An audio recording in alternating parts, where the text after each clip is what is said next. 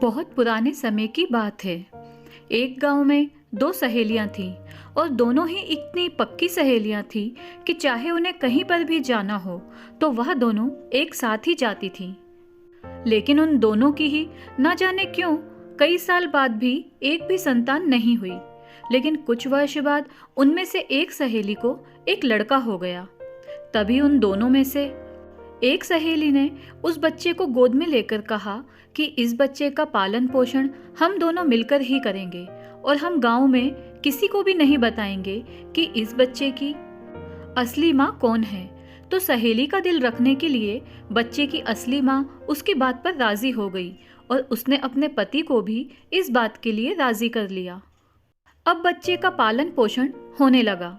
तभी एक दिन अचानक उनमें से एक सहेली ने बच्चा अपनी गोद में लेकर कहा कि अब तुम मेरे बच्चे को मत खिलाया करो, मैं खुद इसका पालन पोषण कर लूंगी। लेकिन वो वाली सहेली उस बच्चे की असली माँ नहीं थी और शायद उसके मन में खोट आ गया था। अब उस बच्चे की असली माँ खूब रोती हुई अपनी सहेली से ये कहती है कि तुम्हें शर्म नहीं आई मेरे बच्चे को अपना बच्चा कहने में? मैंने तुम्हें अपना समझकर ही अपना बच्चा तुम्हें भी खिलाने को दिया था और मैंने तो ये भी सोच रखा था कि आगे भी वो हम दोनों को ही माँ कहकर ही पुकारेगा, मगर तुम तो धोखेबाज निकली और मुझे अपना बच्चा अभी के अभी वापस दो। लेकिन उसकी सहेली ने उसको बच्चा नहीं दिया। अब बात लड़ाई तक आ पहुंची, लेकिन उसकी सहेली ने उसे उसका बच्चा नहीं दिया। तभी बच्चे की माँ रोती हुई गांव के पंच के पास पहुंच गई। तो अगले ही दिन गांव में पंचायत बैठ गई।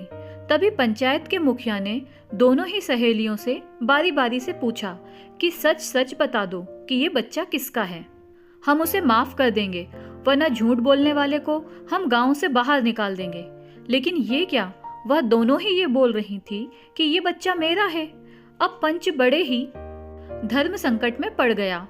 वो भी नहीं समझ पा रहा था कि ये बच्चा किसका है।